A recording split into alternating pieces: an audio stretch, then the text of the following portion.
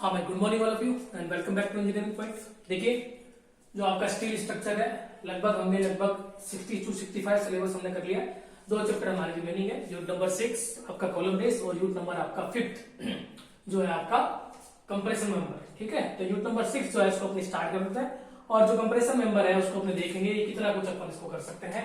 अगर हमारा किस प्रकार से फ्लो बढ़ता है, अगर ऑनलाइन बनता है तो ऑनलाइन देखेंगे, नहीं तो उसको अपने क्या है कि एक बार छुड़वा देंगे और उसको अपन पूरा ऑफलाइन मोड पे पढ़ लेंगे जब भी हम अवेलेबल होंगे। ठीक है, क्योंकि एग्जाम तुम्हारे बहुत ही ज्यादा मान के चलो लेट ही हो रहे हैं। ठीक है ना, और जो वैसे भी फ्री हो तुम तो एक बार ये छठा चैप्टर पढ़ते हैं, अपना टारगेट बनाते हैं, 6-7 लेक्चर बनेंगे आपके इसके, फिर आगे देखेंगे कि भाई कंप्रेस मेंबर को किस प्रकार से लेना है। ठीक है, तो एक बार के लिए तो क्या है कि भाई आपका स्टील जो है उसमें आपके 5 चैप्टर, उसमें छठा चैप्टर अपने स्टार्ट करते हैं। तो छठा जो चैप्टर है आपका, चैप्टर का क्या नाम है भाई? चैप्टर का नाम है आपका कॉलम बेस। चैप्टर का क्या नाम है भाई? चैप्टर का नाम है आपका कॉलम बेस। तो बात करते हैं अपने इसके अंदर कॉलम बेस के अंदर बात करते हैं। देखो कॉलम बेस के अंदर क्या है कि मेनली थ्योरी पोर्शन नहीं है इसके अंदर। ठीक है ना, थ्योरी पोर्शन बिल्कुल भी नहीं है। बात करते हैं कॉलम बेस क्या चीज होती है। तो देखो कॉलम बेस क्या चीज होती है उसको मैं आपको समझाने के लिए थोड़े से 1-2 एग्जांपल आपको मैं देता हूं। आपने कोई भी मोबाइल के टावर देखे होंगे, ठीक है, या फिर आपने कोई भी स्टील का कोई स्ट्रक्चर देखा होगा। ठीक है, जैसे मान लो कोई स्टील का स्ट्रक्चर बना हुआ है, तो एक मोबाइल में कोई टावर बना हुआ है या अदर कोई भी स्टील का स्ट्रक्चर बना हुआ है, तो वो आपका क्या होता है, डायरेक्टली भूमि के कॉन्टेक्ट में नहीं होता। ठीक है, जैसे मोबाइल का टावर आपने देखा होगा, जैसे कि मान लो ये क्या है भाई, आपका मोबाइल का कोई टावर है। ठीक है, तो ये जो टावर होता है ये आपका भी क्या होता है, भूमि के साथ में कॉन्टेक्ट में होता है। तो ये तो स्टील का होता है और नीचे आपका क्या होता है, जो आपका फाउंडेशन होता है। ठीक है, तो इन दोनों के बीच में क्या किया जाता है कि इनको, इसका जो लोड आता है, ये जो स्टील स्ट्रक्चर का जो भी लोड है, जैसे कि ये आपका मोबाइल टावर है, इसका जो भी लोड होता है, इसके नीचे भूमि पे ट्रांसफर करने के लिए क्या किया जाता है, नीचे एक बेस तैयार किया जाता है। ठीक है, यहां से आने वाले लोड को नीचे भूमि में ट्रांसफर करने के लिए क्या किया जाता है, एक बेस तैयार किया जाता है। और वो जो बेस होता है उसी को अपने क्या कहते हैं भाई, कॉलम बेस कहते हैं। उसी को क्या कहते हैं, कॉलम बेस कहते हैं। अब ये बेस तैयार करने के लिए क्या करते हैं भाई, यहाँ पर एक स्टील की बीम लगा दी। ठीक है, बीम निकालने के बाद में नीचे क्या बनाया जाता है, कंक्रीट का पेडेस्टल जो है वो तैयार किया जाता है। ठीक है ना, तो ये सब कुछ जो है वो आपकी कौन सी कैटेगरी के अंदर आएगा, ये सब कुछ आपका ये सब आपका कॉलम बेस की कैटेगरी के अंदर आएगा। तो कॉलम बेस के अंदर क्या है कि भाई हमें इतना ध्यान में रखना है कि थ्योरी पोर्शन तो इसके अंदर कुछ है नहीं, इसके जो स्टेप हैं वही हमारे थ्योरी पोर्शन के हिसाब से पूछे जाते हैं। ठीक है ना, तो ज्यादा कोई आसान तो मैं नहीं कह सकता कि बहुत ज्यादा आसान चैप्टर है। ठीक है, आसान तो नहीं है लेकिन अच्छा खासा चैप्टर है। कुछ क्वेश्चन इसके ऐसे होंगे जो एकदम आसान होंगे, ठीक है, और कुछ क्वेश्चन इसके ऐसे होंगे, डिजाइन जो अपने पढ़ेंगे उसके अंदर हमें क्या करना है कि हमें बोल्टेड डिजाइन और वेल्डेड डिजाइन वो भी आनी चाहिए।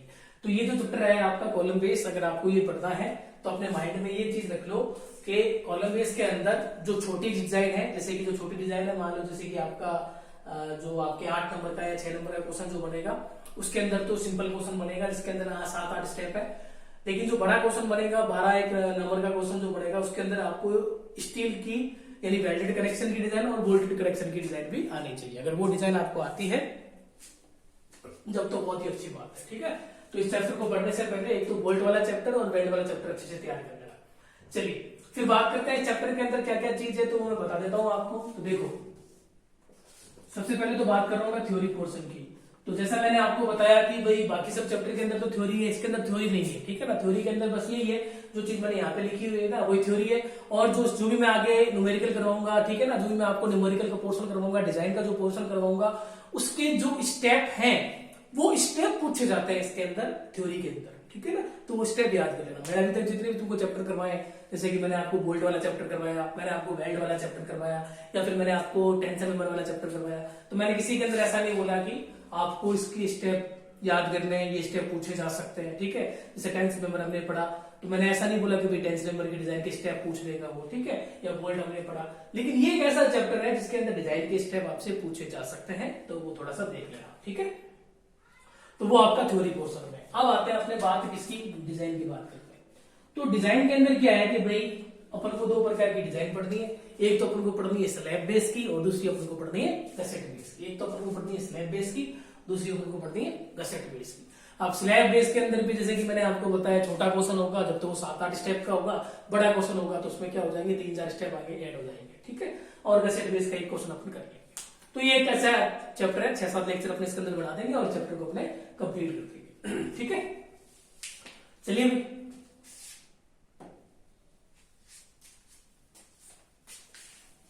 सबसे पहले तो स्क्रीनशॉट लेना चाहो तो जो भी बोर्ड के ऊपर मैंने लिखा है वो आप स्क्रीनशॉट ले लो, क्योंकि बीच बीच के अंदर फिर मैं कुछ चीजें बताता रहूंगा। तो ये आपका लिखा हुआ है, लाइट तो वैसे देखो है नहीं, तो ये जो रिकॉर्डेड है, जो क्लास आपकी रिकॉर्ड हो रही है, ये एक रूम के अंदर जो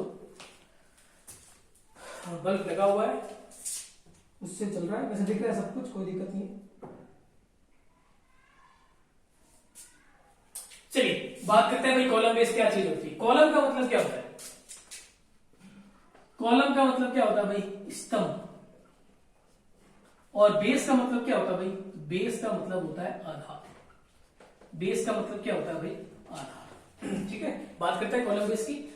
यह एक प्रकार का कनेक्शन होता है। कॉलम बेस जो होता है वो क्या होता है? कनेक्शन होता है किसके मध्य? जो भी आपका स्टील स्ट्रक्चर है या फिर जो आपका स्टील बीम है उसके मध्य, और जो भी आपका फाउंडेशन है उसके मध्य।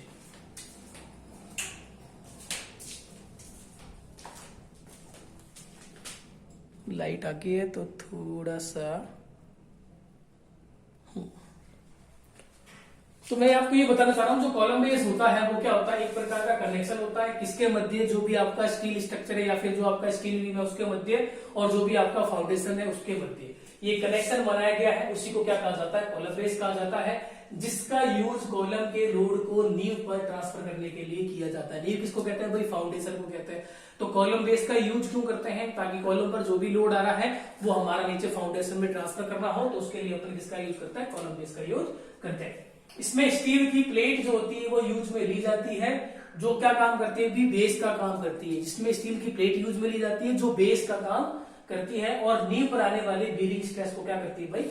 कम करती है, ठीक है। तो 2 मार्क्स का आपसे पूछा जा सकता है कॉलम बेस क्या होता है, तो आपको सिंपल से उसकी डेफिनेशन लिखनी है। कॉलम बेस एक प्रकार का कनेक्शन होता है स्टील के मध्य या स्टील स्ट्रक्चर के मध्य और जो आपका फाउंडेशन है उसके मध्य। इसमें किसका यूज किया जाता है? स्टील प्लेट का यूज किया जाता है। ये जो स्टील प्लेट होगी वो क्या काम करती है भाई? जो आपका जो भी स्टील स्ट्रक्चर है उसको एक तो आधार प्रदान करती है, और जो भी आने वाली लोड है उसको नीचे फाउंडेशन में ट्रांसफर करती है, और जो भी बेरिंग स्ट्रेस है उसको भी क्या करती है भाई? कम करती है। कॉलम बेस का यूज क्यों करते हैं? कॉलम के आने वाले लोड को नींव पर ट्रांसफर करने के लिए हम कॉलम बेस का यूज करते हैं, ठीक है। ये आपका सिंपल सा क्वेश्चन हो गया किसका? थ्योरी का, कॉलम बेस का। अब बात करते हैं भाई कॉलम बेस जो होता है वो खुद कितने प्रकार का होता है। तो कॉलम बेस जो होता है वो खुद 2 प्रकार का होता है। एक होता है स्लैब बेस और दूसरा कौन सा होता है भाई? Gusset base. कॉलम बेस जो होता है 2 प्रकार का होता है, एक होता है स्लैब बेस और दूसरा होता है गसेट बेस।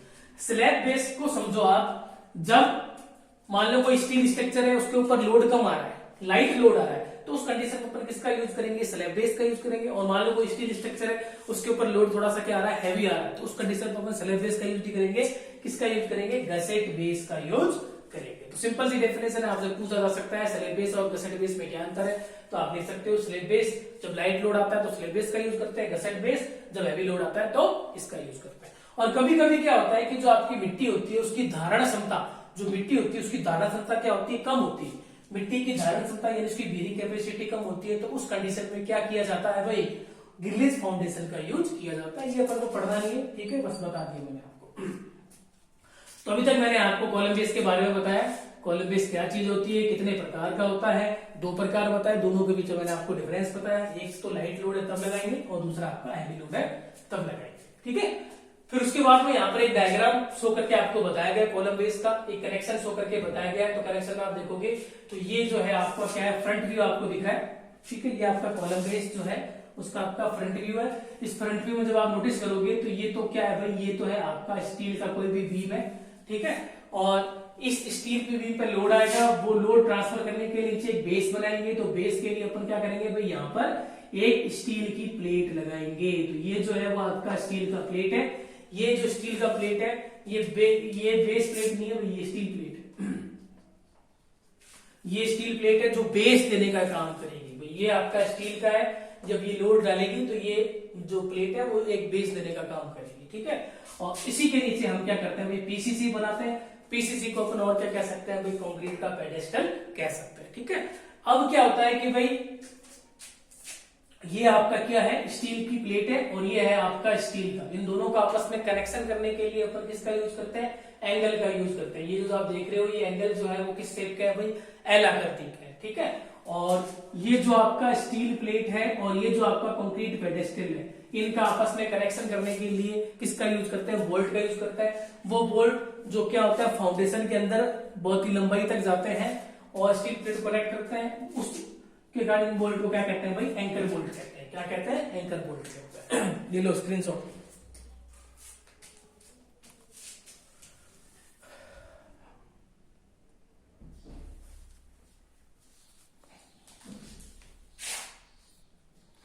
स्क्रीनशॉट ले लिया होगा आपने।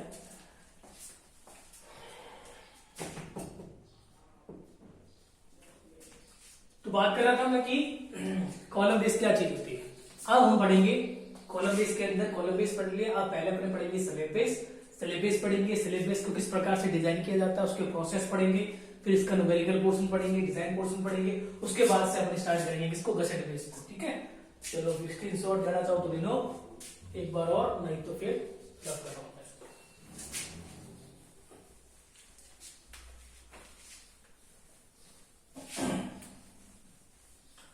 तो नेक्स्ट टॉपिक है हमारा स्लैब बेस। जैसा मैंने बताया कि स्लैब बेस का यूज कब करते हैं, जब किसी स्ट्रक्चर पर लाइट लोड आ रहा हो, जब किसी स्ट्रक्चर पर लाइट लोड आ रहा हो तो उस कंडीशन में अपन गसेट बेस का यूज नहीं करते, उस कंडीशन में किसका यूज करते हैं, स्लैब बेस का यूज करते हैं, ठीक है। तो उसके लिए कौन सा डायग्राम आपको बनाना है, तो ये सेम ही डायग्राम है, ठीक है ना। ये डायग्राम है, एक डायग्राम मैं और बना देता हूं।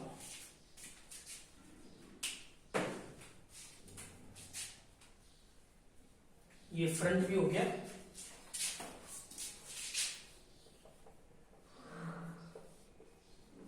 कंक्रीट पेडेस्टल, ये हो गया एंकर बोल्ट, ये फ्रंट व्यू हो गया।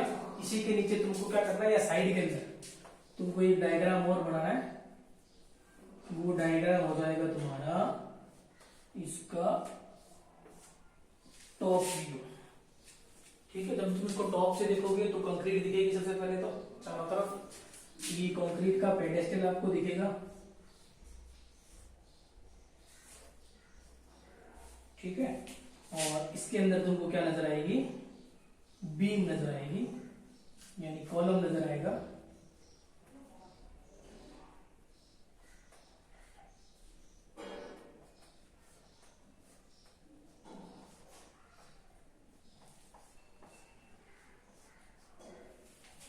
ठीक है।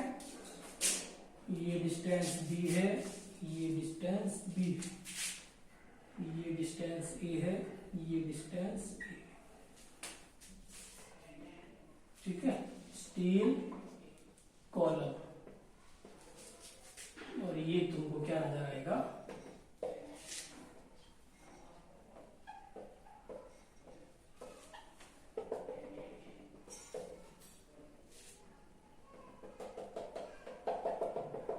ठीक है।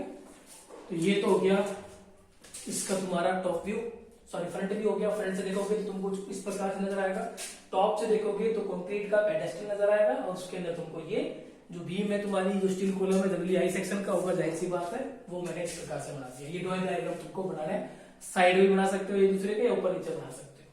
तो अब बात करते हैं स्लैब बेस के अंदर, कि स्लैब बेस के अंदर क्या लिखना है। क्वेश्चन आता है 2 नंबर का, स्लैब बेस क्या होता है, तो लिखोगे कि भाई ये भी क्या होता है, भाई सेम चीज है, कॉलम को आधार प्रदान करता है। कब यूज करते हैं, जब हम क्या करता है स्ट्रक्चर के ऊपर लाइट लोड आ रहा है। अब कौन कौन से पार्ट्स होते हैं स्लैब बेस के, ठीक है, पार्ट्स ऑफ स्लैब बेस। अब स्लैब बेस के कौन कौन से पार्ट्स होते हैं, तो पार्ट्स के अंदर पहला जो पार्ट है वो है आपका स्टील की प्लेट।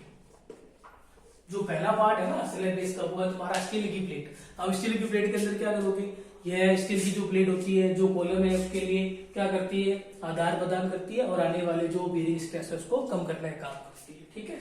ये लैंग्वेज लिख देना। दूसरा जो पार्ट है वो है क्लीट एंगल। दूसरा पार्ट क्या है भाई, क्लीट एंगल। क्लीट एंगल के अंदर तुम लिखोगे भाई ये क्या होता है, एंगल होता है या फिर एंगल का छोटा सा टुकड़ा होता है, ठीक है, जो क्या काम करता है, ये आपका क्या है भाई, कॉलम है, कॉलम के फ्लैंज को स्टील प्लेट से कनेक्ट करने का काम करता है। ठीक है, ये मैं जो बोल रहा हूँ लिख रहा हूँ, बाकी लोगों को पीडीएफ मिल जाएगी। ठीक है, तो क्लीट एंगल का लिखो, एंगल होता है जो कि कॉलम के फ्लैंज को स्टील प्लेट के साथ में कनेक्शन करता है। तीसरा है एंकर बोल्ट। एंकर बोल्ट के अंदर लिखोगे तुम, यह बोल्ट जो होते हैं जो क्या होते हैं फाउंडेशन के अंदर कनेक्ट होते हैं, लंबे होते हैं, इनकी लेंथ ज्यादा होती है और या सैंक, इनका जो सैंक पोर्शन होता है ज्यादा होता है, और ये स्टील की प्लेट को फाउंडेशन के साथ में कनेक्ट करने के लिए यूज में लिए जाते हैं। तो ये पोर्शन हो गया हमारा इसका स्लैब बेस का पोर्शन हो गया। इतना कुछ तुमको स्लैब बेस के अंदर लिखना है 2-5 नंबर के अंदर, और ये तुमको डायग्राम बनाना है। ठीक है, चलिए ये screenshot.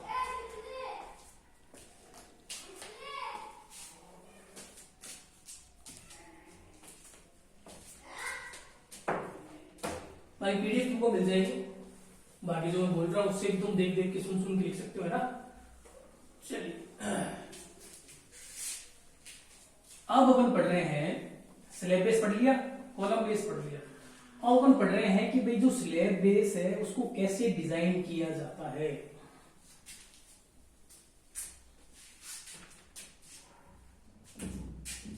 How to design slab base.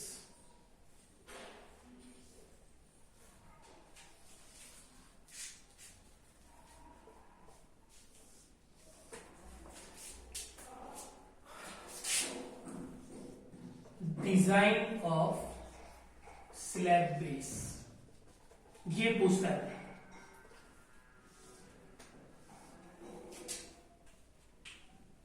पूछ लेगा डिजाइन ऑफ स्लैब बेस।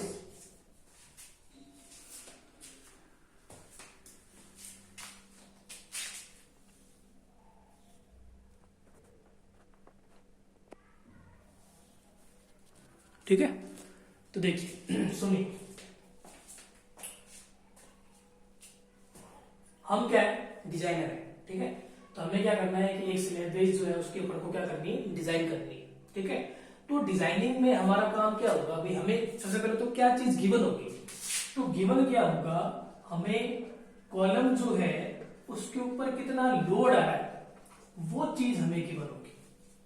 हमें ये पता होगा कि भाई ये कॉलम है जिसका यूज किया जा रहा है। ठीक है, और उसके ऊपर इतना लोड आ रहा है, और कॉलम भी तुमको दे रखा होगा Indian standard light beam, standard heavy beam, W beam जो भी है। ठीक है ना, वो तुमको दे रखा होगा, यानी लोड जो है वो तुमको दे रखा होगा, और कह देगा कि भाई तुमको क्या करना है, इसके स्लैब बेस की डिजाइन करनी है। बेस का मतलब हो गया कि भाई ये जो तुम्हारा स्टील का जो कॉलम है या जो भी तुम्हारा स्टील का जो स्ट्रक्चर है उसके लिए तुम्हें एक आधार की डिजाइन करनी है। आधार की डिजाइन करने का मतलब ये हो गया स्टील की प्लेट लगानी है, और साथ में तुमको ये जो कंक्रीट का जो पेडेस्टल है, उपयुक्त पेडेस्टल जो है वो तुम्हें तैयार करना है। यानी तुम जो भी इसका बेस बनाओगे वो जितना भी कॉलम के ऊपर लोड आ रहा है वो बेस उस लोड के काबिल होना चाहिए, फेल नहीं होना चाहिए। तो ये हमारा क्या काम होता है भाई, एक डिजाइनर का काम होता है। तो डिजाइनिंग में अब तुम खुद सोच सकते हो। ठीक है, तुम खुद ही सोच सकते हो कि भाई हमें क्या करना है, इस बेस की डिजाइन करनी है, तो इसकी डिजाइन के क्या क्या स्टेप हो सकते हैं। तो भाई डिजाइन का मतलब क्या होगा, डिजाइन का मतलब हमें ये बताना पड़ेगा कि ये जो तुम्हारा कंक्रीट का पेडेस्टल है इसकी लंबाई कितनी होगी। ठीक है, इसकी चौड़ाई कितनी होगी। ठीक है, और भाई ये तुमको पता ही है। ठीक है, लंबाई कितनी होगी, चौड़ाई कितनी होगी, इसकी मोटाई कितनी होगी। 3 स्टेप सीधे होगी, 3 स्टेप सीधे होगी। और तुमको ये बताना पड़ेगा कि भाई इसका क्षेत्रफल कितना होगा, तुमको ये बताना पड़ेगा कि भाई इसका शेप कैसा होगा। ठीक है, ये जो भी मैं बता रहा हूँ ये सारे तुम्हारे स्टेप है। ये कितना लोड ले सकता है, इसकी बीयरिंग कैपेसिटी। ठीक है, ये सारा कुछ क्या है, एक डिजाइनर का काम होता है। ये सारा कुछ क्या होता है, एक डिजाइनर का काम होता है। ठीक है ना, तो हमें इसके अंदर ये चीज बतानी पड़ेगी।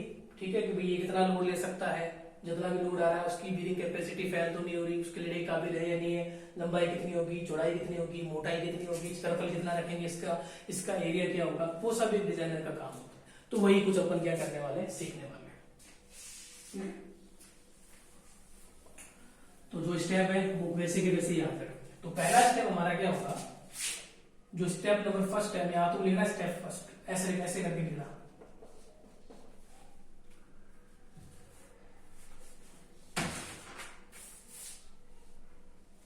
bearing strength, कैलकुलेशन, ठीक है। इसमें क्या करेंगे, जो पहला स्टेप है उसमें आप ये निकालोगे कि इसकी धारण क्षमता कितनी है, जो भी आपका बेस होगा उसकी धारण क्षमता कितनी है। इसके लिए तुम्हें क्या करना है, जो ग्रेड है अगर क्वेश्चन में दे रखी है तो ठीक है, डिजाइन के अंदर नहीं दे रखी तो एक डिजाइनर का काम होता है कि वो ग्रेड वो चुनता है, ठीक है ना। तो ग्रेड क्या करेगा, वो चूज करेगा या वो एज्यूम करेगा, ठीक है। और उसके बाद आपको बेयरिंग स्ट्रेस का ये फॉर्मूला लगाना है 0.45 इंटू एफसी।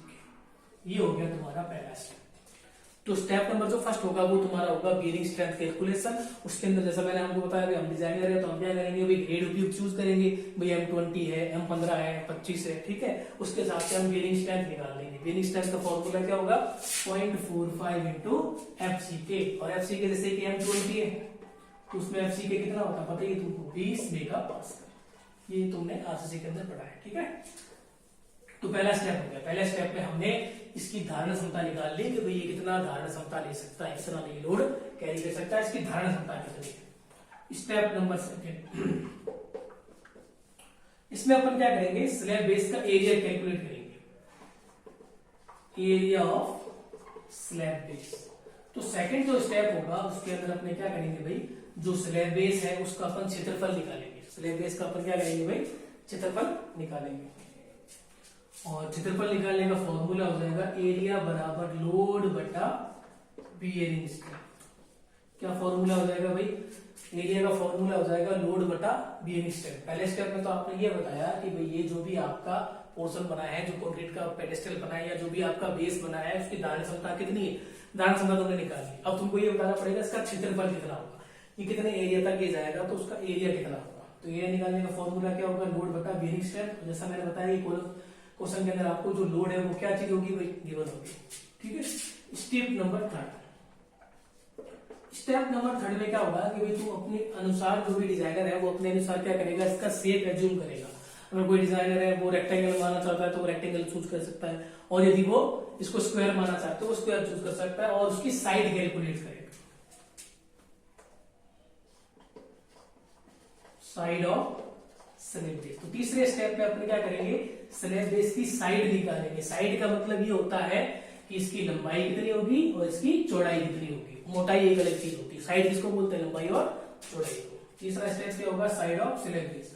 अब साइड ऑफ जो स्लैब बेस है ये डिपेंड करेगा कि भाई आपका शेप कैसा है, उसका आकार वर्गाकार है या उसका आकार आयताकार है। तो ये दो ही शेप अपन कंसीडर करेंगे। आपने देखा होगा, नोटिस किया होगा, जो भी आपके जो बेस बनते हैं ना, जैसे कि तुम्हारे मोबाइल के टावर वगैरह है या अदर कोई टावर वगैरह है, ठीक है, उसके नीचे तुम जाओगे जो बेस देखोगे या तो वो दो शेप का मिलेगा आपको, रेक्टेंगल मिलेगा या फिर तुमको वो स्क्वायर मिलेगा। तो अपने साइड निकालेंगे। तो साइड के अंदर जैसे मैं आपको बताना चाह रहा हूँ कि दो कैटेगरी हो सकती है, या तो हम उसको चूज कर सकते हैं रेक्टेंगल या अपन चूज कर सकते हैं स्क्वायर। तो ये डिपेंड करता है कुछ डिजाइनर पर। तो पहला मैं क्या है कि तुमको यहाँ पर स्क्वायर से बता देता हूँ, रेक्टेंगल के लिए तुम क्या करना, 7 से 8 लाइन छोड़ दो। तो इस तीसरे के अंदर 2 स्टेप है, ठीक है। पहला स्टेप, तीसरे के अंदर 2 स्टेप है। पहला स्टेप फॉर स्क्वायर से, अगर ये नीचे वाला जो बेस है इसको जब तुम टॉप से देखोगे तो तुमको कैसी आकृति नजर आएगी, ऐसी। इसको क्या कहते हैं, स्क्वायर को कहते हैं। तो मैं अभी स्क्वायर के लिए बता रहा हूं, ठीक है। रेक्टेंगल के लिए तुमको क्या करना है, तीसरे का जब ए फर्स्ट खत्म हो जाए ना उसके नीचे 7 या 8 लाइन छोड़ देना, पता तो कब छोड़नी है। अगर इसकी साइड क्या है, स्क्वायर है, स्क्वायर साइड है, तो ये मान लो जैसे कि आपकी लंबाई है और ये मान लो जैसे कि तुम्हारी क्या है, चौड़ाई है। तो लंबाई और चौड़ाई दोनों क्या होती है स्क्वायर के अंदर, तो बराबर होती है। एल का मान बी के क्या होता है, इक्वल होता है स्क्वायर के अंदर। तो टोटल एरिया क्या होगा, टोटल एरिया होगा भुजा इंटू भुजा। टोटल एरिया हो जाएगा मान लो ए इंटू ए, यानी एल का स्क्वायर। ए कौन सा होगा, जो स्टेप नंबर सेकंड में आया। निकालना क्या अपन को, भुजा निकालनी है, यानी एल निकालना है। तो स्क्वायर तो चला जाएगा तो क्या बन जाएगा, रूट बन जाएगा। यहां से भुजा एल बराबर रूट। तो इस प्रकार से अपन क्या कर लेंगे, जो आपका तीसरा है उसके अंदर अपने स्लैब बेस की साइड निकाल लेंगे। अगर यहां से मुझे लंबाई प्राप्त हो जाएगी तो चौड़ाई भी कितनी होगी, उतनी की उतनी होगी, ठीक है। अब तुमको क्या करना चाहिए, तीसरे का पहला कंप्लीट हो चुका है। अब नीचे क्या करो, जैसे तीसरे का पहला कंप्लीट हो जाए उसी के नीचे 7 या 8 लाइन छोड़ दो, 1 2 ऐसे करके 7 8 लाइन छोड़ दो। जब मैं रेक्टेंगल का क्वेश्चन करवाऊंगा ना तभी बताऊंगा अभी क्या क्राइटेरिया यूज है। यहां तक एक बार स्क्रीनशॉट ले लो,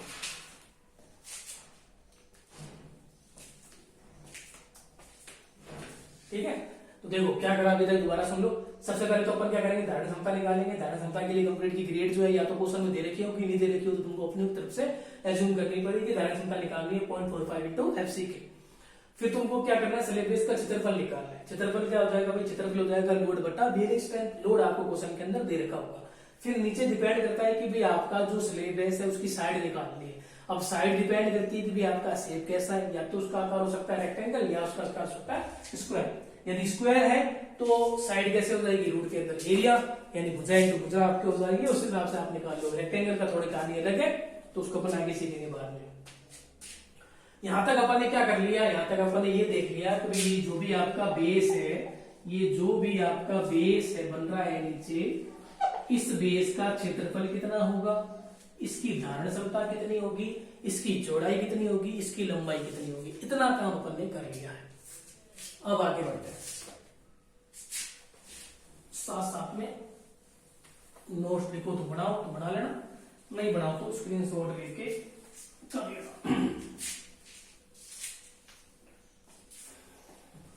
चौथा स्टेप में अपने क्या करेंगे, अपन प्रेशर निकालेंगे, इंटेंसिटी ऑफ प्रेशर। ये जो आपका बेस है उस पर कितना दबाव आ रहा है, ठीक है, वो दबाव लेने के काबिल है भी या नहीं है। इंटेंसिटी ऑफ प्रेशर निकालेंगे तो उसके लिए अपन फॉर्मूला आएगा W बराबर P बटा A1। क्या फॉर्मूला है भाई, उसका फॉर्मूला होगा W बराबर P बटा A1।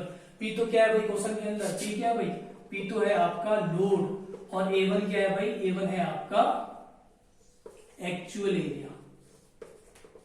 ठीक है, एक्चुअल एरिया कौन सा होगा, एक्चुअल एरिया होगा जैसे कि मान लो अभी जैसे कि आपने स्टेप नंबर 3 के अंदर उसकी साइड निकाल दी, जैसे कि मान लो लंबाई आ गई मान लो 350, चौड़ाई भी कितनी आ गई 350 आ गई। लेकिन जैसे मैं आप बताता हूँ कि डिजाइन के अंदर जैसे कि थोड़ा जो भी मान आता है उसको थोड़ा सा बड़ा मान लो, तो 350 तुमने 360 मान लिया, तो अब एरिया क्या होगा 360 इंटू 360, ठीक है ना, तो वो यहाँ पे रखना है एक्चुअल एरिया। तो चौथे स्टेप में अपन क्या करेंगे, इंटेंसिटी ऑफ प्रेशर निकालेंगे, और W का जो मान है ये आपको यहाँ पर एक चेक लगाना है।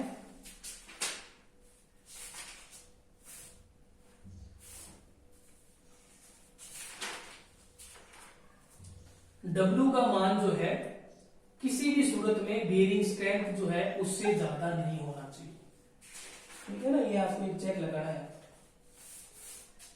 ठीक है, किसी भी सूरत में बेयरिंग स्ट्रेंथ ज्यादा नहीं होना चाहिए, हमेशा उससे छोटा होना चाहिए, अगर है जब तो ये सेफ है। ठीक है, तो 4 स्टेप हमने कर लिए। स्टेप नंबर 5वां, तो क्या क्या कर लिया अभी तक, एरिया निकाल लिया, लंबाई निकाली, चौड़ाई निकाली, धारण क्षमता भी निकाल ली, कितना दबाव आ रहा है वो भी निकाल लिया। अब 5वां स्टेप में अपने क्या करेंगे भाई, थिकनेस निकालेंगे, thickness of slab base. Slab base जो है उसकी अपन थिकनेस निकालेंगे, ये होगा हमारा 5वां स्टेप। तो थिकनेस ऑफ स्लैब बेस के लिए फॉर्मूला कोड के अंदर दे रखा है पेज नंबर 47 पर, 2.5 W A का स्क्वायर माइनस 0.3 B का square gamma M0 upon FY। ये फॉर्मूला तुमको मिल जाएगा पेज नंबर 47। पेज नंबर 47 पर तुमको ये फॉर्मूला मिल जाएगा, ठीक है ना, टेलर कोड के अंदर पेज नंबर 47 पे ये फॉर्मूला मिल जाएगा। A क्या होता है, B क्या होता है, ठीक है ना, दोबारा देख लो, स्क्वायर है ना, ये जैसे कि क्या है स्क्वायर है, ए बी साइड्स होती है इसकी, ठीक है ना, वो कोई भी मान सकते हो तुम, इधर से ए मान लिया उधर से बी मान लिया, ठीक है, ये साइड्स होती है, ये तो है ये तो है तुम्हारा कंक्रीट का पेडेस्टल, और ये तुम्हारा क्या है, ये अंदर तुम्हारा कॉलम दिख रहा है आपको, और ये साइड होती है ए, यहां से ए, यहां से ए, और यहां से जो साइड होती है वो होती है बी, ठीक है। ये हो गया कंक्रीट पेडेस्टल की लंबाई, ये हो गया कंक्रीट पेडेस्टल की चौड़ाई। तो यहां तक अपन ने क्या कर लिया, 5 स्टेप तक हमने इसकी एरिया निकाल लिया, क्षेत्रफल निकाल लिया, लंबाई निकाल ली, चौड़ाई निकाल ली, थिकनेस भी निकाल ली, धारण क्षमता भी निकाल ली, और प्रेशर भी निकाल लिया, ठीक है। तो यहां तक अपन ने काम कर लिया, 5 स्टेप हो चुका है, लियो स्क्रीनशॉट।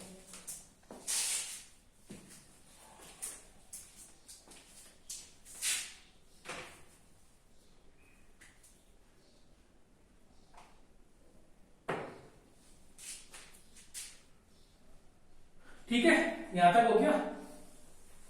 तो एक बार तो क्या है कि भाई आपको यहां तक ही देखना है, यहां तक ही क्वेश्चन पूछा जाता है। जो छोटा क्वेश्चन होगा ना, छोटे क्वेश्चन में आपको ये 6 स्टेप ही फॉलो करने हैं। चलो एक स्टेप, ठीक है, तो यहां तक ही अपन को डिजाइन करनी है। जो छोटा क्वेश्चन होगा वो यहां तक ही अपन को करना है। तो ये 5 स्टेप एक बार क्या करो तो ध्यान में रखो, ठीक है। ये छठा स्टेप लिखना चाहो तो लिख दो, स्टेप नंबर 6, स्टील प्लेट व स्टील कॉलम के मध्य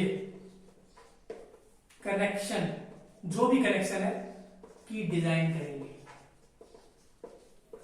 अब जो होगा ना आपका छठा स्टेप, छठे स्टेप में अपन क्या करेंगे कि जैसे कि ये आपका क्या है, स्टील का प्लेट है और ये आपका क्या है भाई, कॉलम। तो इनको आपस में जोड़ा जा रहा है। जोड़ने के लिए एंगल का यूज किया जा रहा है और उसके लिए क्या किया जा रहा है, यहाँ पर बोल्ट प्रोवाइड किया जा रहा है, यानी बोल्टेड कनेक्शन। और यहाँ पर बोल्ट नहीं करके यहाँ पर वेल्डिंग, यहाँ पर वेल्डिंग, तो वो क्या हो जाएगी, वेल्डिंग कनेक्शन। तो जो भी कनेक्शन बनेगा तो उसकी अपन को डिजाइन करनी है। तो ये 6 स्टेप हमको स्लैब बेस के अंदर याद भी रखना है, और दूसरा अपन जब आगे डिजाइन पड़ेगी उसके लिए भी अपन को ध्यान में रखना है, ठीक है। बाकी जो चीजें होगी, एक दो चीजें हैं इसके अंदर जो अपन को और ध्यान में रखनी है, वो मैं आपको क्या है जब न्यूमेरिकल करवाऊंगा ना, डिजाइन करवाऊंगा, उसमें बताऊंगा। तो एक बार तो ये 6 स्टेप अपने ध्यान में रखो। क्या क्या करना है, सबसे पहले ध्यान क्षमता निकालनी है, फिर अपन को क्षेत्रफल निकालना है, तीसरे स्टेप पे हमें एक साइड निकालनी है। तो साइड डिपेंड करती है कि इसका शेप कैसा मानते हो, तुम इसका आयताकार मान रहे हो या तुम इसका वर्गाकार मान रहे हो, ठीक है। फिर उसके बाद में नेक्स्ट स्टेप पे हमें प्रेशर निकालना है, भाई इसका दबाव कितना आ रहा है इस पे, ठीक है। फिर अपन को उसकी थिकनेस निकालनी है। फिर उसके बाद जो भी हमारा कनेक्शन होता है, अगर अपने वेल्डिंग का यूज किया तो वेल्डिंग की डिजाइन करनी है, या अगर अपने वोल्टेज का डिजाइन कर रहा है तो उसकी डिजाइन करनी है। तो वोल्टेज कनेक्शन अगर वो बनता है तो उसकी डिजाइन करनी पड़ेगी, वेल्डेड कनेक्शन वो बनता है तो उसकी डिजाइन करनी पड़ेगी। बाकी मैं आपको क्वेश्चन के अंदर ही बताऊंगा कि और किस प्रकार से अपन वेल्डिंग करते हैं, किस प्रकार से अपन क्या करते हैं, ठीक है। तो ये 6 स्टेप अपन को क्या है कि इसके अंदर ध्यान में रखना है।